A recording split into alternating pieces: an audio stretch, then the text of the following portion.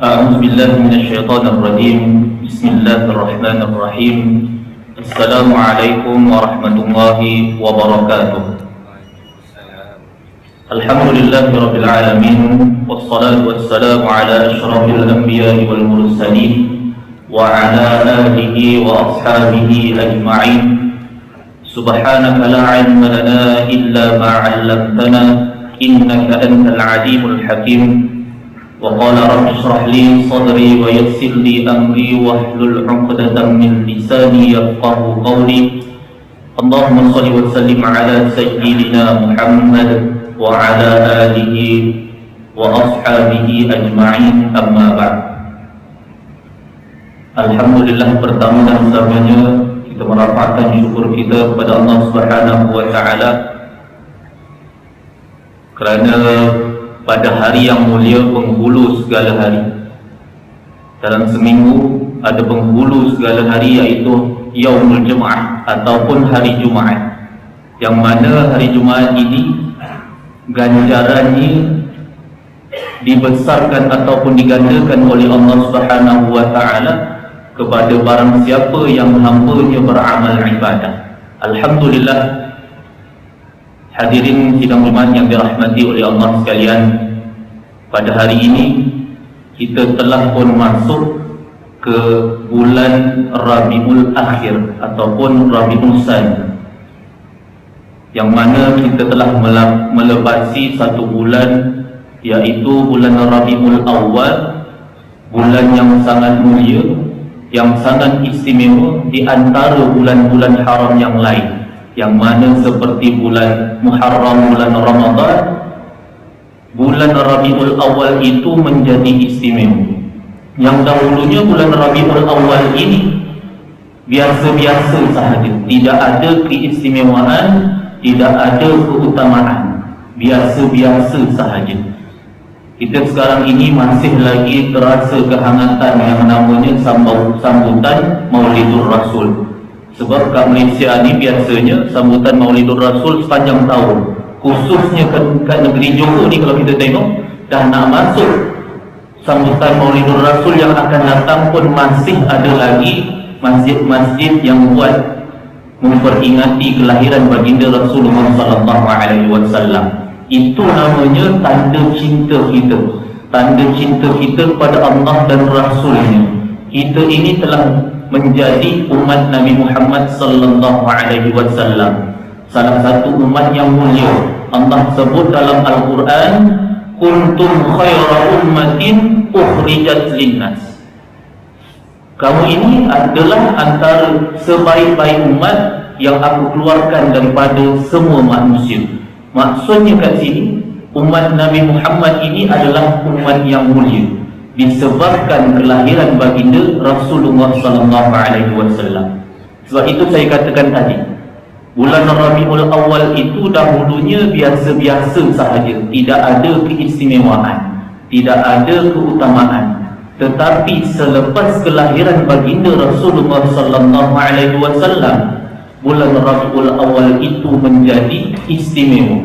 Bulan Rabiul Awal itu menjadi mulia disebabkan kelahiran baginda Rasulullah SAW. Sebab apa Nabi tidak dilahirkan pada bulan yang mulia yang lain, seperti dilahirkan dalam bulan Ramadan, dilahirkan dalam 4 bulan haram yang disebutkan dalam Al-Quran? Kenapa tidak dilahirkan Nabi itu di dalam bulan-bulan yang mulia?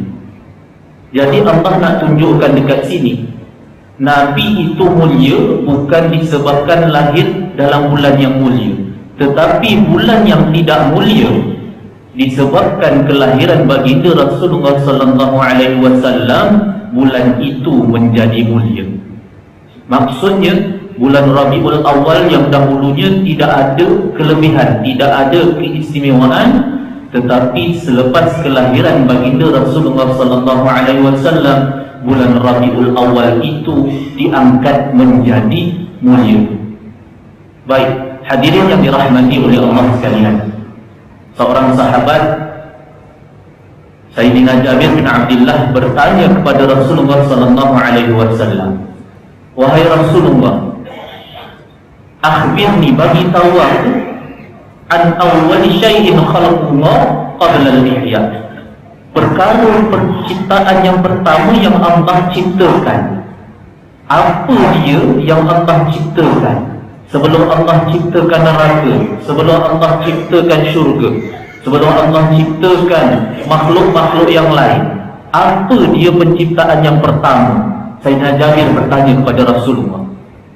Lalu dijawab oleh baginda Rasulullah sallallahu alaihi wasallam, wa huwa la yantiqu 'anil hawa in huwa illa wahyu yuha.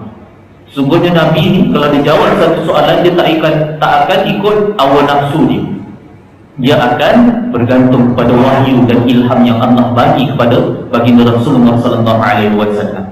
Jadi dijawab oleh baginda Rasulullah sallallahu alaihi wasallam, innallaha khalaqal qabla al-ihya nurun nabiyyika Muhammad sallallahu alaihi wasallam min nurillah. Bahawasanya Allah menjadikan, Allah mencipta perkara yang pertama, penciptaan yang pertama adalah nur Nabi Muhammad sallallahu alaihi wasallam. Jadi sebelum Allah ciptakan syurga, sebelum Allah ciptakan neraka, sebelum Allah ciptakan alam semesta, jadi perkara yang pertama, penciptaan pertama yang Allah ciptakan adalah nur, cahaya Nabi Muhammad sallallahu alaihi wasallam. Min nurih, kata Nabi, min nurillah, daripada cahaya Allah subhanahu wa ta'ala. Jadi menurut satu asar ataupun pendapat sahabat, selepas Allah menciptakan cahaya Nabi Muhammad sallallahu alaihi wasallam ini, daripada cahaya Nabi Muhammad inilah Allah jadikan syurga, Allah menciptakan alam semesta dan makhluk-makhluk yang lain ini daripada nur cahaya Nabi Muhammad sallallahu alaihi wasallam. Jadi seorang insan yang mulia, Nabi Muhammad ini adalah seorang insan yang mulia yang Allah pilih menjadi kekasih Allah subhanahu wa ta'ala. Bagaimana tidak, tuan-tuan? Apabila ditanya oleh Nabi Adam alaihissalam kepada Rasulullah sallallahu alaihi wasallam, ditanya kepada Allah oleh Nabi Adam, adakah satu hari nanti engkau akan utus seorang utusan, iaitu Muhammad sallallahu alaihi wasallam? Jadi Allah beri, macam mana Nabi Adam ni boleh tahu, sedangkan Allah belum cipta yang namanya Nabi Muhammad sallallahu alaihi wasallam. Jadi Allah tanya kepada Nabi Adam, bagaimana engkau tahu wahai Adam, aku akan utuskan seorang rasul? Lalu dijawab oleh Nabi Adam, bagaimana tidak, namanya terletak di samping namamu wahai Allah di tiang-tiang arsy. Kalau kita lihat kalimah la ilaha illallah Muhammadur Rasulullah, nama Allah, nama Muhammad itu bersebelahan dengan nama Allah. Nama Muhammad itu bersebelahan dengan nama Allah. Itu menunjukkan tanda cintanya Allah, tanda kasihnya Allah kepada baginda Rasulullah sallallahu alaihi wasallam. Dan disebabkan kelahiran baginda Rasulullah sallallahu alaihi wasallam pada akhir zaman ini, diutuskan menjadi utusan yang terakhir oleh Allah Subhanahu wa taala, dan kita ini sedang menjadi umat baginda Rasulullah sallallahu alaihi wasallam dan diangkat darjat kita sebagai umat yang mulia. Kita ini, tuan-tuan, adalah umat yang mulia daripada kalangan umat-umat yang terdahulu. Umat Nabi Muhammad sallallahu alaihi wasallam ini diangkat menjadi mulia disebabkan berkat kelahiran baginda Rasulullah sallallahu alaihi wasallam. Untungnya kita, tuan-tuan, kita tak pernah kita minta kita dilahirkan sebagai umat Nabi Muhammad sallallahu alaihi wasallam, tapi Allah pilih kita untuk menjadi umat yang mulia. Bukan sebab kita banyak sedekah, bukan sebab kita ini banyak berpuasa, bukan sebab kita ini banyak naik haji, kita jadi umat yang mulia. Tidak, tuan-tuan. Kita menjadi umat yang mulia disebabkan dengan berkat kelahiran baginda Rasulullah sallallahu alaihi wasallam, dan kita ini menjadi umatnya. Kita ini menjadi umat Nabi Muhammad sallallahu alaihi wasallam. Jadi seorang penyair, dia menulis sebuah syair yang menceritakan, memuji tentang sifat baginda Rasulullah sallallahu alaihi wasallam. Dia mengatakan Nabi Muhammad ini adalah manusia. Dia juga minum, dia juga makan, dia juga berjalan seperti orang lain. Jadi dalam nak menyambung syairnya ini, dia tertidur, dan dalam tidurnya itu datang baginda Rasulullah SAW. Dalam mimpinya dia mengatakan annahu basyarun wa annahu khairul khalqillah kullihim. Aku ini adalah manusia, kata Nabi Muhammad dalam mimpi. Aku ini adalah manusia sama seperti engkau, tetapi aku ini adalah sebaik-baik penciptaan Allah Subhanahu wa ta'ala. Nabi Muhammad ini adalah sebaik-baik penciptaan Allah Subhanahu wa ta'ala. Daripada syurga, daripada neraka, daripada alam semesta, daripada nabi-nabi yang lain, Nabi Muhammad itu adalah yang terbaik, sebaik-baik penciptaan Allah Subhanahu wa ta'ala. Jadi Nabi Muhammad itu adalah sebagai insan yang mulia, dan juga apabila insan yang mulia itu, dia akan membawa sesuatu yang mulia juga, yaitu akhlak yang mulia. Kita tuan-tuan pada hari ini, walaupun kita telah ditinggalkan oleh baginda Rasulullah SAW setelah sekian lama, kita tak nak, kita hanya ingat baginda Rasulullah SAW hanya dalam bulan Rabiul Awal sahaja. Kita tak nak macam tu. Sebab apa? Dalam bulan Rabiul Awal orang sibuk buat sambutan Maulidur Rasul, sana sini buat sambutan Maulidur Rasul. Hanya time tu lah kita nak ingat baginda Rasulullah SAW.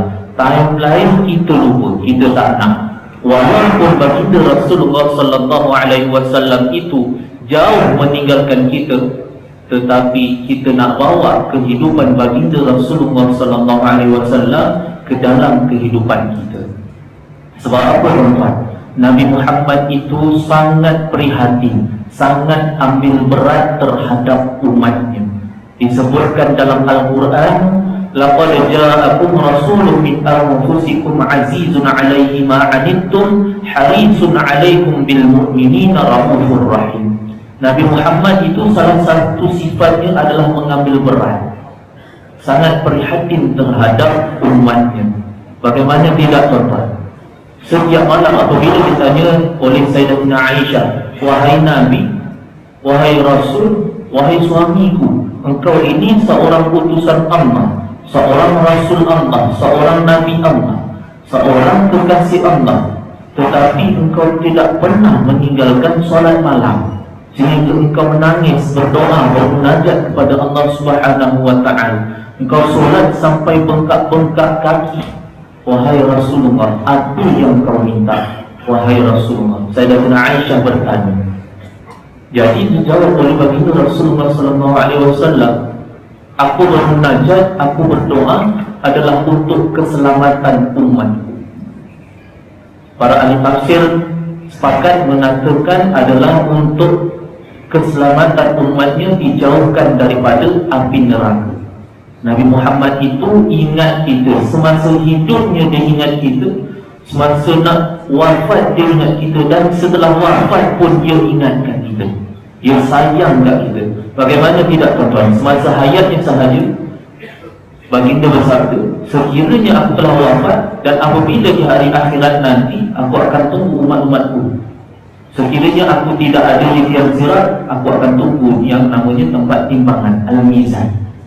Sebab apa? Nabi SAW ini adalah seorang Nabi yang diberikan keistimewaan oleh Allah untuk memberi syafaat kepada umatnya, untuk memberi syafaat kepada umatnya. Mudah-mudahan kita ini antara golongan hamba ataupun umat baginda Rasulullah SAW yang mendapat syafaat baginda Rasulullah SAW di akhirat kelak. Mudah-mudahan insya-Allah. Jadi Nabi ini sangat prihatin, sangat ambil berat akan keselamatan, akan kesejahteraan. Dia tak nak umatnya seorang pun yang masuk neraka. Jadi didoakan oleh baginda Rasulullah SAW setiap malam, bermunajat, nangis-nangis sampai solatnya lama, bengkak kaki baginda Rasulullah SAW. Tidak lain dan tidak bukan adalah untuk kita. Umat Nabi Muhammad bukan hanya orang yang hidup ketika hayatnya sahaja. Tidak. Daripada lahirnya baginda Rasulullah sallallahu alaihi wasallam hinggalah ke hari kiamat nanti itu adalah umat baginda Rasulullah sallallahu alaihi wasallam. Jadi beruntungnya kita ini telah menjadi umat baginda Rasulullah sallallahu alaihi wasallam dan telah diangkat menjadi umat yang mulia. Baik hadirin yang dirahmati oleh Allah sekalian, seorang insan yang mulia akan membawa satu sifat ataupun akhlak yang mulia menjadi satu ikutan, sebagaimana yang disebutkan oleh Allah Subhanahu wa taala, laqad kana lakum fi rasulillahi uswatun hasanah. Pada diri Rasulullah sallallahu alaihi wasallam itu adalah sebaik-baik ikutan. Jadi Nabi itu dilahirkan adalah sebagai penyempurna akhlak. Nabi sendiri bersabda, bu'ithu liutammima makarimal akhlak. Sesungguhnya aku ini diutuskan adalah untuk menyempurnakan akhlak yang mulia. Jadi Nabi itu adalah sebaik-baik guru, sebaik-baik ikutan yang membawa kita kepada kebaikan.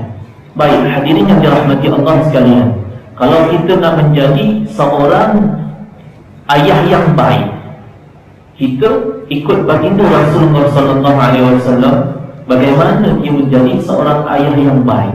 Nabi ini seorang ayah yang baik. Bagaimana tidak apabila datangnya Sayyidatina Fatimah Az-Zahra, iaitu anak pada Rasulullah sallallahu alaihi wasallam, datang bertemu Rasulullah, wahai Rasulullah, boleh tak kau tolong carikan aku seorang pembantu rumah? Aku penat nak jaga anak, aku penat nak jaga rumah, nak jaga rumah tangga. Ali sedang sibuk. Kalau kita tuan-tuan, kita akan panggil anak menantu kita dan kita tegur, kita bagi nasihat. Tapi Nabi tidak. Nabi panggil Fatimah, mahu tak engkau aku bagikan satu amalan, yang mana amalan ini akan menenangkan engkau, akan menghilangkan penat engkau daripada merasa penat membesarkan anak, menjaga rumah tangga. Lalu ditanya kepada Rasulullah sallallahu alaihi wasallam, apa dia amalan itu wahai Rasulullah? Lalu dijawab oleh Rasulullah sallallahu alaihi wasallam, amalan itu adalah zikir. Sering kita buat selepas solat, iaitu kita membaca zikir subhanallah 33 kali, alhamdulillah 33 kali, Allahu akbar 33 kali. Itulah amalan yang Rasulullah bagi dekat Fatimah. Kalau kita tuan-tuan, kita tak bagi amalan, tapi kita bagi nasihat. Berlain dengan Rasulullah sallallahu alaihi wasallam. Dia adalah seorang ayah yang baik. Kalau kita nak menjadi ayah yang baik, ikutlah panduan baginda Rasulullah sallallahu alaihi wasallam. Begitu juga kalau kita nak jadi suami yang baik.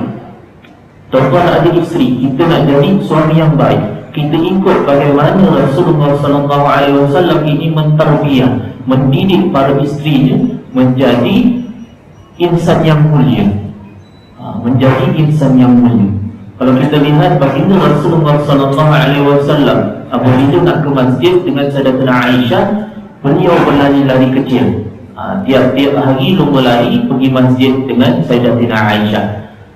Jadi hari ini Nabi menang, besok Aisyah menang. Begitulah Nabi nak didik isterinya, nak mengajak kepada kebaikan. Kalau nak ikutkan kudrat, lelaki lebih kuat daripada perempuan, tetapi Nabi tidak. Hari ini kau menang Aisyah, Nabi lari slow sikit, Aisyah laju. Besok pula Nabi pula yang laju, Aisyah tinggal sedikit. Begitulah setiap hari. Tapi kita tuan-tuan, kita tak buat macam tu. Kita pergi sama, balik lain-lain. Banyak yang macam tu kadang-kadang. Nabi tidak. Nabi mendidik para isterinya melakukan kebaikan dengan mengajak seperti itu. Walaupun nampak macam bergurau, tetapi cara tarbiyah, cara mendidik itu sangat berkesan oleh baginda Rasulullah sallallahu alaihi wasallam. Begitu juga dengan layanan kepada isteri. Kalau kita lihat, baginda Rasulullah sallallahu alaihi wasallam ini sangat romantik orang. Bagaimana tidak? Selepas Sayyidatina Aisyah ini minum dalam satu cawan, Nabi akan cari bekas tempat yang sama di mana bibir Aisyah minum, di situlah Nabi minum. Kalau kita tuan-tuan, bukan nak cari tempat isteri minum, nak pakai satu cawan pun susah. Apatah lagi nak minum bekas tempat isteri minum, susah tuan-tuan. Tapi Nabi ni indah cara mendidik ini. Romantiknya Nabi ini mendidik para isteri ini. Baik hadirin yang dirahmati Allah sekalian, begitu juga dengan cara pimpinan baginda Rasulullah sallallahu alaihi wasallam. Nabi ini seorang pemimpin yang baik. Kalau kita melihat bagaimana Nabi dapat melahirkan sebuah negara, dapat melahirkan para sahabat yang sangat unggul pada ketika itu. Sebab apa? Cara didikan dan tarbiyah baginda Rasulullah sallallahu alaihi wasallam ini sehingga semua para sahabat dapat mengikut apa yang disuruh oleh baginda Rasulullah sallallahu alaihi wasallam. Sebab itu disebutkan dalam Al-Quran, ud'u ila sabili rabbika bil hikmah wal mau'izatil hasanah wajadilhum billati hiya ahsan. Berdakwah itu dengan hikmah. Nabi itu cara dakwahnya adalah hikmah. Sebab itu para sahabat dapat mengikut cara baginda Rasulullah sallallahu alaihi wasallam. Hebatnya iman para sahabat, hebatnya amalan para sahabat, hebatnya ibadah para sahabat. Sebab didikan baginda Rasulullah sallallahu alaihi wasallam itu bukan hanya di kepala sahaja, tapi terus masuk ke dalam hati. Dan mereka ini para sahabat terus praktikkan apa yang Nabi ajar. Sebab itu kalau kita lihat, Nabi dapat melahirkan sebuah negara yang unggul, gemilang, cemerlang. Lepas tu kita tengok daripada segi ekonomi pula.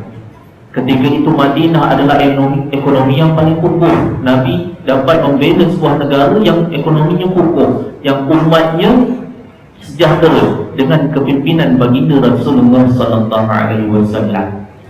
Tidak pernah sekalipun baginda Rasulullah sallallahu alaihi wasallam ini mengajar kepada para sahabat dengan cara kekerasan, dengan cara kekejaman. Nabi tidak pernah mengajar para sahabat. Walaupun hatta Nabi ini dilontar dengan berbagai fitnah, dengan berbagai ujian, sehingga dilontar oleh batu, dilontar dengan najis, tapi Nabi tak pernah marah. Cara nak tarbiyah Nabi ini adalah dengan hikmah. Nabi dalam sebuah kisah, Nabi sering pergi ke pasar. Setiap pagi Nabi akan pergi ke pasar memberi makan seorang wanita Yahudi yang butuh. Setiap hari Nabi akan pergi dan buat perkara yang sama, suapkan wanita butuh itu dengan makanan. Sehinggalah wafat baginda Rasulullah sallallahu alaihi wasallam, Abu Bakar, iaitu sahabat Nabi, menggantikan tempat Nabi dengan menyuapkan, meneruskan amalan yang Nabi lakukan. Tetapi apabila disuapkan oleh Abu Bakar, cara suapannya itu tidak sama dengan Nabi suapkan kepada wanita tersebut.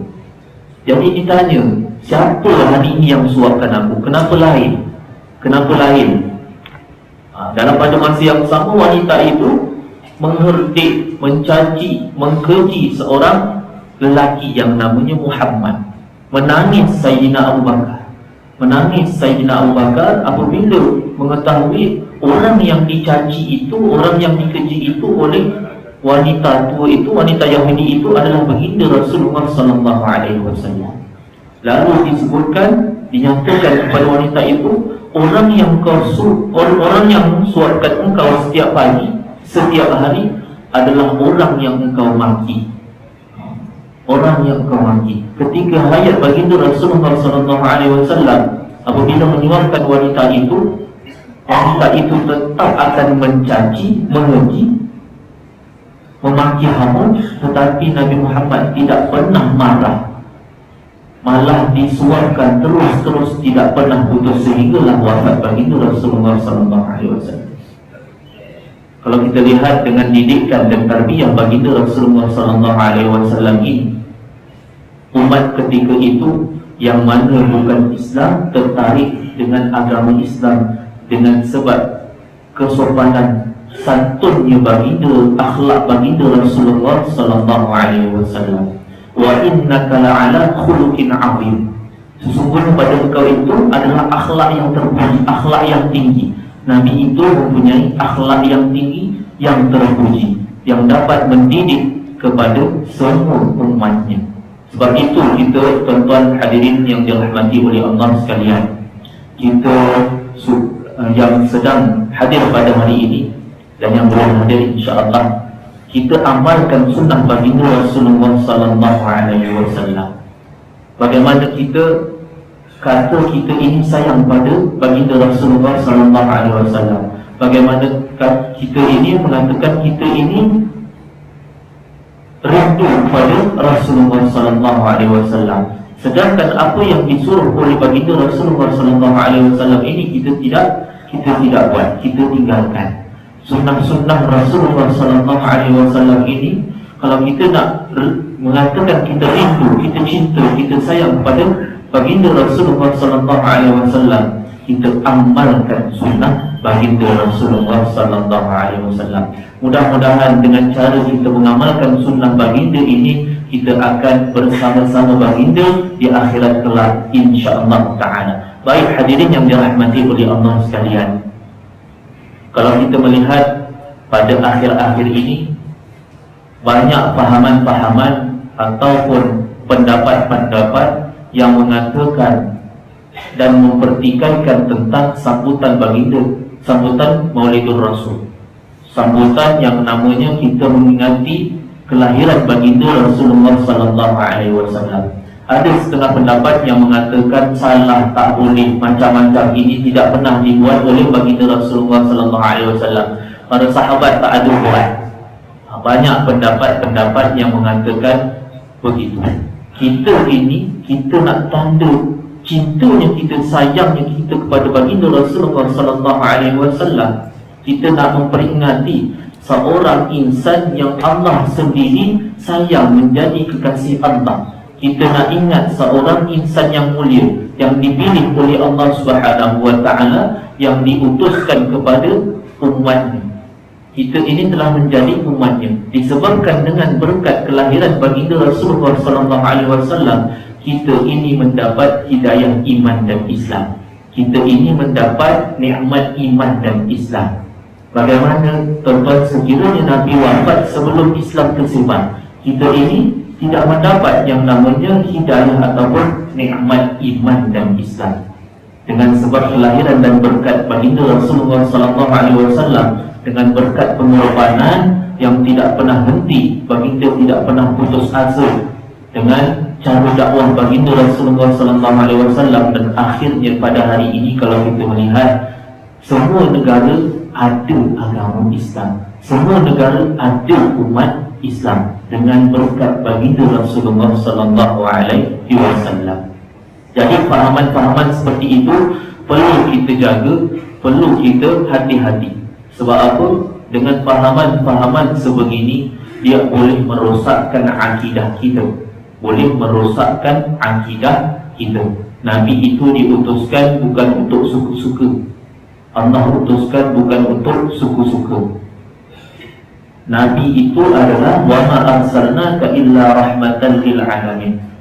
Sungguhnya aku utuskan engkau wahai Muhammad adalah pembawa rahmat kepada sekalian alam. Bila sebut sekalian alam, tuan-tuan, bukan hanya untuk manusia sahaja, tetapi semua kehidupan, semua makhluk Allah Subhanahu wa taala, Nabi itu adalah pembawa rahmat, bukan hanya untuk manusia sahaja. Sebab itu Allah sebutkan rahmatan lil alamin. Allah tak sebut rahmatan linnas, tidak. Allah sebut rahmatan lil alamin, dia menyeluruh semua. Apabila kelahiran baginda Rasulullah sallallahu alaihi wasallam, baik makhluk yang ada di atas langit, baik makhluk yang ada di atas muka bumi, baik makhluk yang ada di lautan, di dasar lautan maupun di dasar dalam tanah, baik makhluk yang hidup ataupun mati, Nabi Muhammad itu adalah pembawa rahmat, pembawa rahmat kepada sekalian alam. Jadi tidak ada yang perlu kita pertikaikan dengan kemuliaan baginda Rasulullah sallallahu alaihi wasallam. Baik tuan-tuan hadirin yang dirahmati oleh Allah sekalian, saya rasa itu sahaja perkongsian saya pada hari ini dalam masa yang singkat. InsyaAllah memberikan masa tuan-tuan untuk iktikaf membaca Al-Quran ataupun berzikir dalam kita menunggu masuknya waktu zuhur. InsyaAllah mudah-mudahan apa yang saya sampaikan ini memberi manfaat untuk kita terus sayang dan cinta kita kepada baginda Rasulullah sallallahu alaihi wasallam, dan kita nak bawa kehidupan baginda itu, akhlak baginda itu dalam kehidupan kita terapkan dan kita teramalkan ke dalam kehidupan kita. InsyaAllah mudah-mudahan diberikan ganjaran Allah Subhanahu wa ta'ala. Dan pada hari Jumaat ini kita mengambil peluang juga memperbanyakkan selawat kepada baginda Rasulullah sallallahu alaihi wasallam. Banyak ibadah-ibadah yang Allah suruh, iaitu seperti zakat, puasa. Allah suruh kita zakat, Allah tak berzakat. Allah suruh kita puasa, Allah tak puasa. Tetapi satu ibadat, satu amalan yang mana Allah suruh hamba-Nya buat, tetapi Allah buat juga, iaitu selawat kepada baginda Rasulullah sallallahu alaihi wasallam. Innallaha wa malaikatahu yusalluna 'alan nabi. Sesungguhnya Allah dan malaikatnya berselawat kepada Nabi. Ya ayyuhalladzina amanu sallu 'alaihi wa sallimu taslima. Banyak-banyak amalan, banyak-banyak ibadat, perkara selawat inilah yang utama, yang Allah sendiri berselawat, dan Allah suruh orang-orang yang beriman ini berselawat juga. Kalau kita tengok ibadah-ibadah yang lain seperti zakat, puasa, solat, Allah suruh hamba-hambanya buat. Wahai orang-orang yang beriman, kau buat apa yang aku suruh. Tetapi dengan berselawat, Allah dan malaikat sendiri berselawat, dan Allah menyuruh kepada orang-orang yang beriman ini berselawat juga. Dalam sebuah hadis Rasulullah kata, barang siapa yang berselawat kepada aku sekali, Allah akan berselawat kepadanya 10 kali. Jadi pada kesempatan hari Jumaat yang mulia ini, yang penuh dengan ganjaran yang dilipat kali gandakan, kita ambil masa sedikit untuk kita memperbanyakkan selawat kepada baginda Rasulullah sallallahu alaihi wasallam. Mudah-mudahan dengan selawat ini kita akan diberkati dan dirahmati oleh Allah Subhanahu wa taala, dan kita menjadi umat yang sayang dan cinta dan terus cinta kepada baginda Rasulullah sallallahu alaihi wasallam ini hinggalah ke akhir hayat kita, dan mudah-mudahan kita akan berdapat bersama dengan baginda Rasulullah sallallahu alaihi wasallam di akhirat kelak. Apa yang saya sampaikan itu yang baik daripada Allah Subhanahu wa taala, yang buruk juga daripada Allah Subhanahu wa taala. Atas kelemahan diri saya sendiri, saya tutup dengan aqulu qawli hadza wa astaghfirullahal azim li wa lakum. Wassalamu alaikum warahmatullahi taala wabarakatuh.